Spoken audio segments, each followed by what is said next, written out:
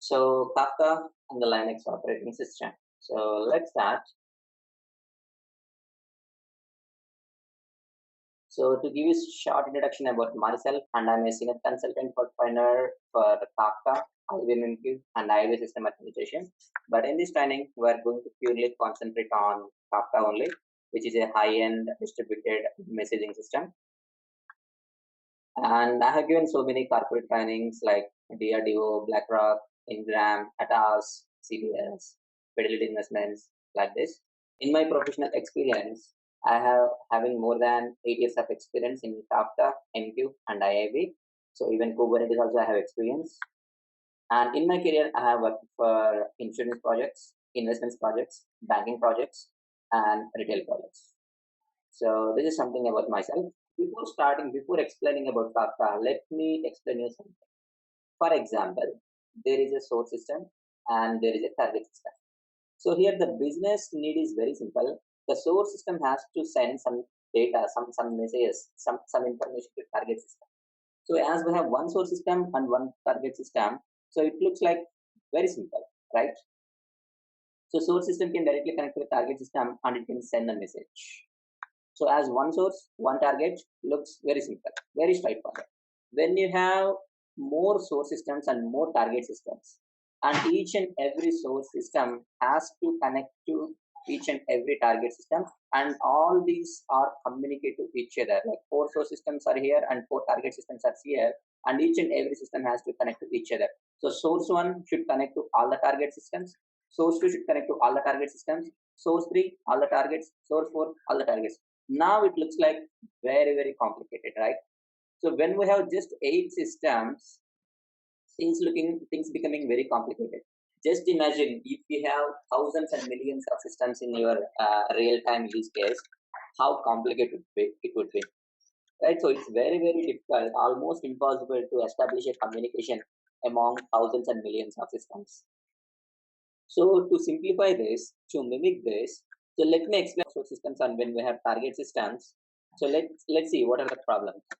So the first thing is, if you have 4 source systems and 6 target systems, you need to have 24 integrations you have to develop. So 4 into 6, yeah, total 24, right? So 24 integrations you have to write. Each and every integration comes with a difficulties around in terms of protocol, in terms of data format, in terms of data schema and evaluation. Like when you are designing a custom solution for each and every integration, you have to fix all these problems in real time. Like the source and target system, in terms of protocol, they should be good. In terms of data format, they should be accepting. In terms of data schema and evaluation, they should be having a proper shape. Yes, they're going to accept that particular schema evaluation, right? So for 24 integration, fixing these things would be very difficult.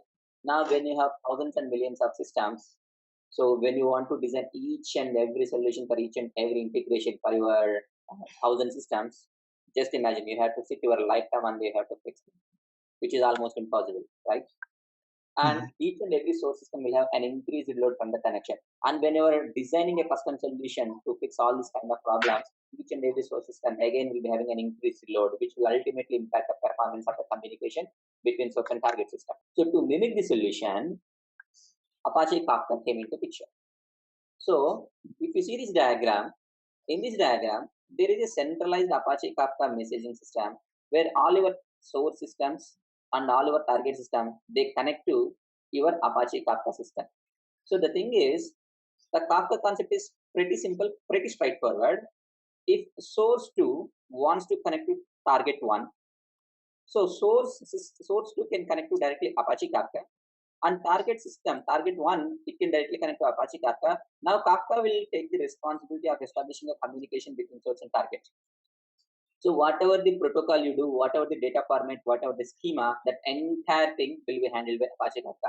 You just put into Apache Kafka, now Kafka will take the responsibility. So target system also will connect to Kafka. Now Kafka will take the responsibility of establishing communication from source 2 to target 1. Now let's assume source 4 wants to connect to target 3. It's very straightforward. The source system connects to Apache Kafka, and now from Apache Kafka, so the target system will connect to Kafka and it will consume the messages so that the communication will be happening between source 4 and target 3. So in Apache Kafka, there is a small concept of topic. So what this topic will do is, this topic will hold the real data that is being published by source system. So for example, in source 2 and target 1 case, source 2 will connect to Apache Kafka, and in Apache Kafka it will connect to a particular topic. So, and it will publish the message to this topic. And to the same topic, this target 1 will also connect and it will consume the messages. So this topic in a Kafka, that is the mediator between your producer, which is the source system, and your consumer, which is the target system. So like this, you can, from Kafka perspective, you just have to create a topic, and that particular topic will manage the communication between your source system and target system. Now there is no protocol you need to check, there is no code you have to develop, nothing. You just connect here and then put your message. And now Kafka will take the responsibility and to store that particular message. And after that, the target system will connect to the same topic and then it will complete the message. So what is this topic? Yes, we are going to discuss in the technical introduction part.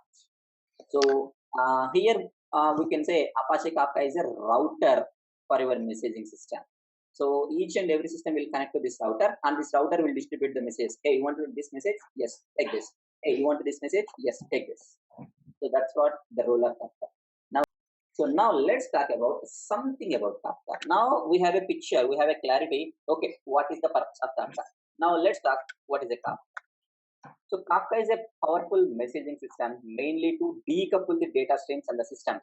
So the thing is, as you see in the previous picture, there is no direct communication between your source and target systems. So the communication is happening via Apache Kafka. So the thing is here, the source system and target system, they are not coupled each other. Coupled means there is a direct communication, but here there is no direct communication. It's a decoupling. So we are decoupling the source and target system. It means there is no need of direct communication between source and target. So Kafka allows source system and target system to communicate in publish subscribe mechanism. So in Kafka, applications can communicate to each other through publish subscribe mechanism only. So the sender application, the sender system, the source system can publish the message to Kafka, and the target system, which is a consuming application, they can subscribe that particular message from Kafka. So it means source system publish the message to Kafka, and the target system who are waiting for that particular message in that particular topic, they can consume it. Now let's talk about what are the advantages of Kafka. So Kafka is created by LinkedIn. So initially, I hope you know what is LinkedIn. So LinkedIn is the company behind the concept of Kafka. But after that, LinkedIn has make it open source. So right now, there is a company called Confluent, which is a major vendor for Kafka.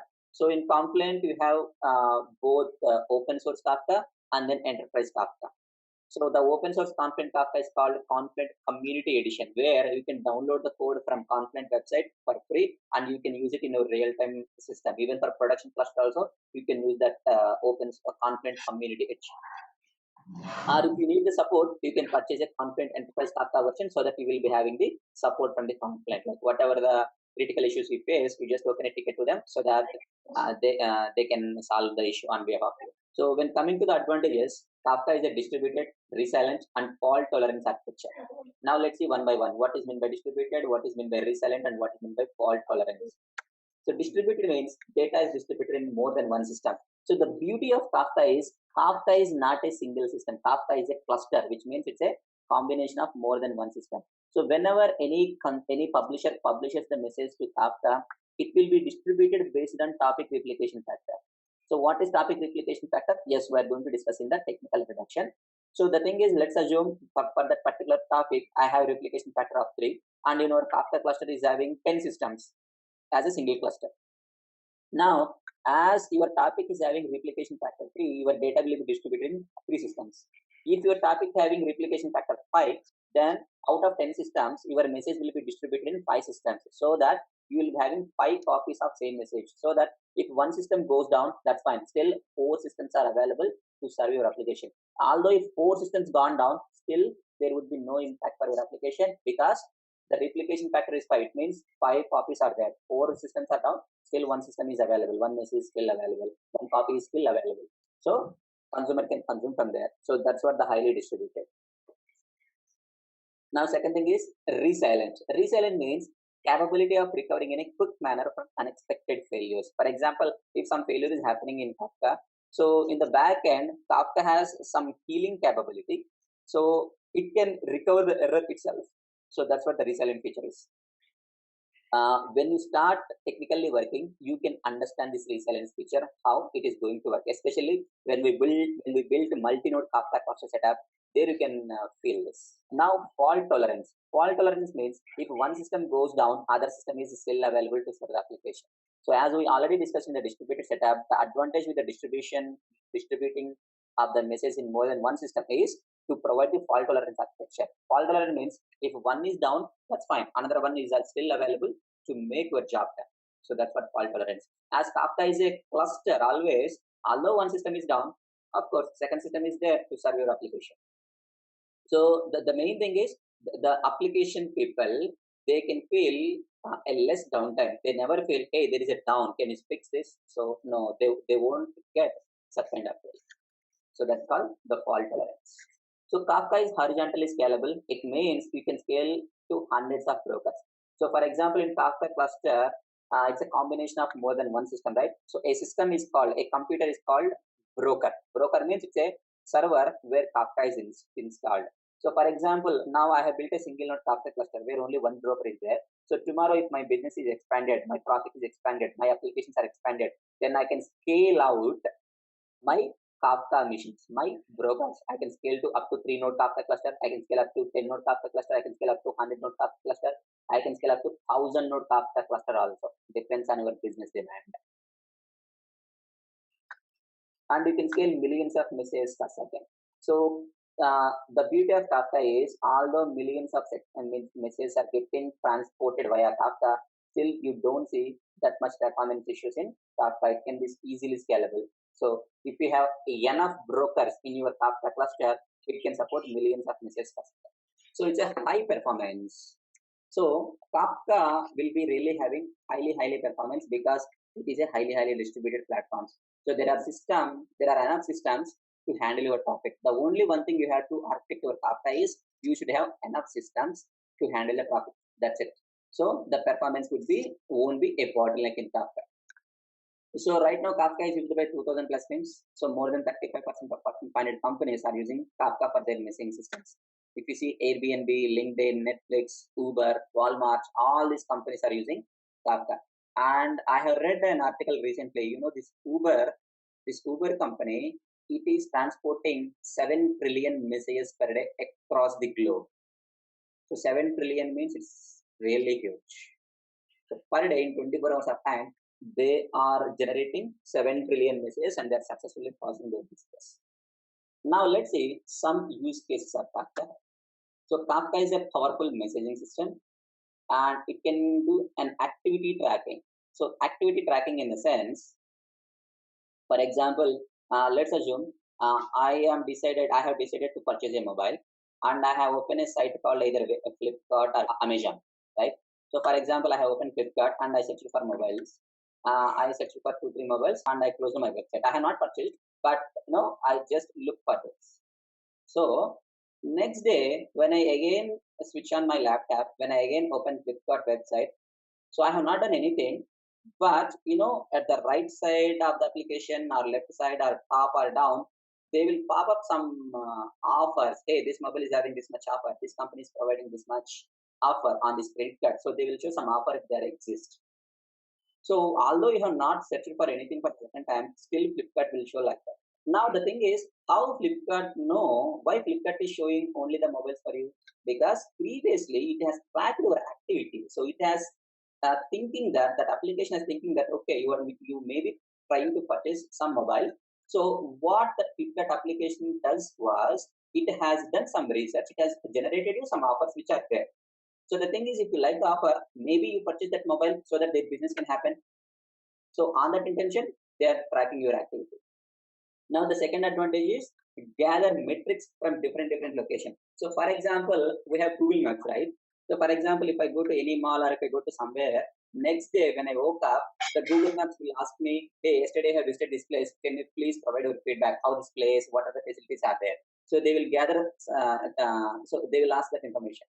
So how does the Google Maps know that you visited that location yesterday? For example, if I go to any temple also, So it will tell, hey, you visited this temple yesterday, so please provide your feedback, how the temple looks like. So they are gathering the information. So how they can gather? Because when you get there, your Google Map gathered your location. Okay, you visited this place. Fine, let's take in feedback. So that they will put the data into their database, into their application, so that if any user see the review of the particular location, they can get some information, right? They can get some feedback, right? So Kafka can be used for that use case also. Now, application logs gathering. So, for example, there are so many applications in the real time. For example, if you want to see the logs of that particular application, if you directly log into the server and if you can see, it is very difficult to understand, because to log into the server, to open the file, you need some technical knowledge, right? At least some technical knowledge. And also, that is not that much user friendly. But when you from Kafka, you can integrate Kafka with ELK. So I'm not sure if we heard about ELK or not. So ELK is a beautiful interface where the developers, the end user, they can see the logs. So it is very user friendly, very graphical user with zero technical knowledge. So Kafka can gather that information and due to ELK, so that from ELK stack, that ELK people, they can see, okay, my application log is like this. Okay, this is the they can easily identify it. They no need to have any technical knowledge for that. This is another use case with Kafka. So it's a stream processing. So Kafka is always a stream processing. Like for example, you can send a stream of messages. So millions of messages as a one stream. That's all. Kafka will support that. And it's a decoupling of system dependencies. So this one we have already seen. The source system and target system, they need not to connect directly with each other. And it can integrate with Spark, Flink, Storm, Hadoop, and many other big data technologies. So Kafka is best fit in the big data. So you can gather so much of data, and systems can analyze the data and they can take the business decisions. Now let's see some background of Kafka. So what are the history and what are the versions of Kafka?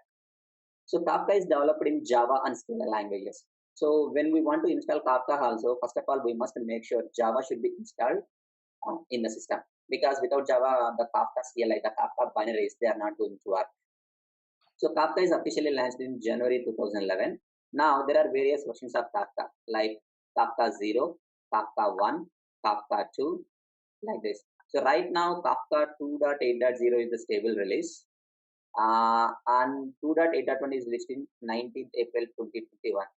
So I think it's not 2.8 now. I believe it's 2.9. So the latest version is 2.8.0 only. And previous 2.8.0, it was 2.7.1, which was launched in May 10, 2015. So 2.8.0, this is launched in April 19, 2021. Here I want to tell you one thing. So the thing is, in Kafka, we have various kinds of Kafka, like we have Apache Kafka, Confluent Kafka. So Apache Kafka versions are like this. Now when come to Confluent Kafka, so Apache Kafka is maintained by Apache company. Confluent Kafka is maintained by Confluent company. But the difference between Apache Kafka and Confluent Kafka is literally nothing. Both are same. Even Confluent also developed their Kafka based on Apache code only. Even when you download Confluent Kafka code, when you open the configuration file, you can see licensed from Apache software. You will see that line, because Confluent just inherited that Apache foundation, that Apache Kafka code, and they added their own features. The only one thing is some differences will be there, like in terms of schema registry is there in Confluent Kafka, but schema registry is not there in Apache Kafka. So such kind of differences that are there. But the command interface, that everything is same. Absolutely, there is no difference between Apache Kafka and Confluent Kafka. If you know Apache Kafka, it means you can definitely work on Confluent Kafka also. If you know Confluent Kafka, it means you can definitely work on Apache Kafka also. But right now, these days, Confluent is the major vendor for Kafka. Now let's talk about the roles of a Kafka admin. So what does a Kafka administrator has to do in his day-to-day activities? Number one, Kafka installations, upgradations, and configurations. Number two, topic creation, modification, configurations, and deletion. So what is this topic, how to create them? Yes, we are going to see that when we start the technical things. And Kafka broker restart, Zookeeper restart. So Zookeeper is one of the important aspects in Kafka. Like without Zookeeper, there is no Kafka. If you want to manage your Kafka cluster, the Kafka cluster internally managed by Zookeeper only. Right. So Zookeeper has a very, very crucial role. So in the technical introduction part, I'm going to explain you what is meant by a zookeeper. So we need to set authorizations for Kafka clients. For example, when we enable security for my Kafka cluster, only authorized people can connect to my Kafka. The anonymous user, they cannot connect. So if you want to put that functionality, we have to set ACLs, which stands for access control list for particular client. Hey, this user can connect to this topic and he can do this kind of performance. So that kind of authorization we can set with the help of ACLs. So verifying the logs such as Kafka logs and Zookeeper logs, and verifying the topic's configurations. So each and every topic is having its own configuration, and based on the configuration, that particular topic is going to behave, like in terms of retention period, in terms of max message bytes, in terms of minimum mincing replica. Like each and every application can connect to their respective topics, right? And we have to design, we have to configure the topic based on their application performance. So that we are going to discuss in the advanced topic configuration. So these are one of the major aspects of a Kafka admin.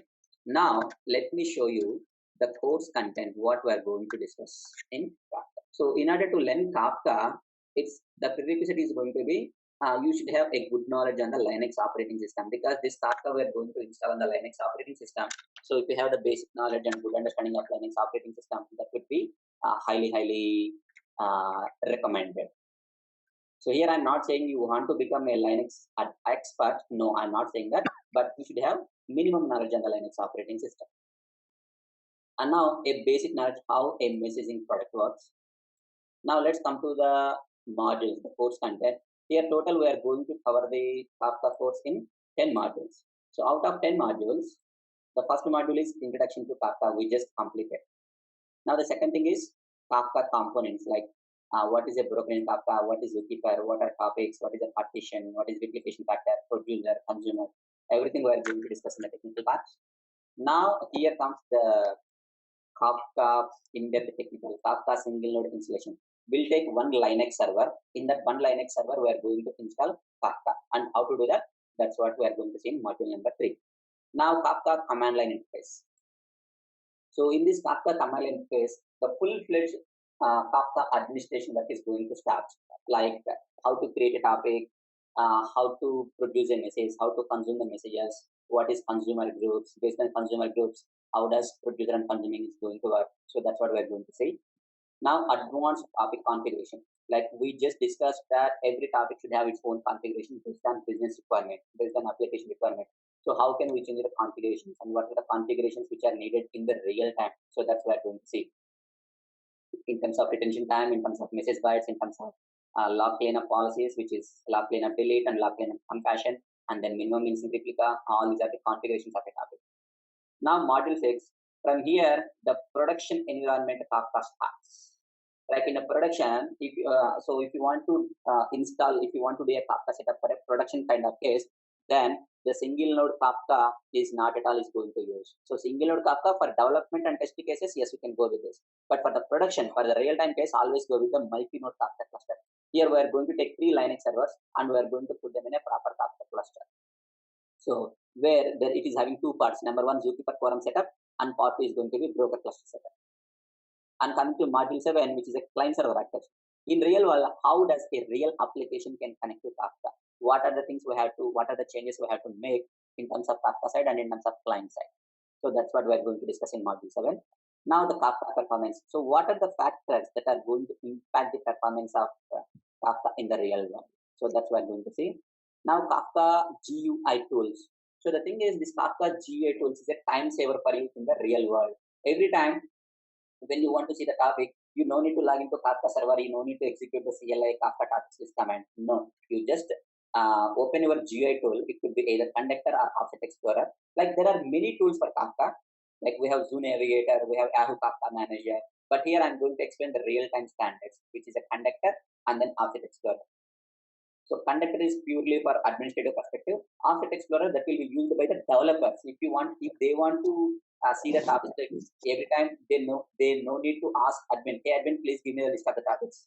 No, it's not like that. They can just simply use Offset Explorer. They can simply connect to Kafka. They can say, okay, these are the topics in my Kafka, and each and every topic is having this much message, these many messages, and these messages are occupying this much size. So they can observe with the help of architect.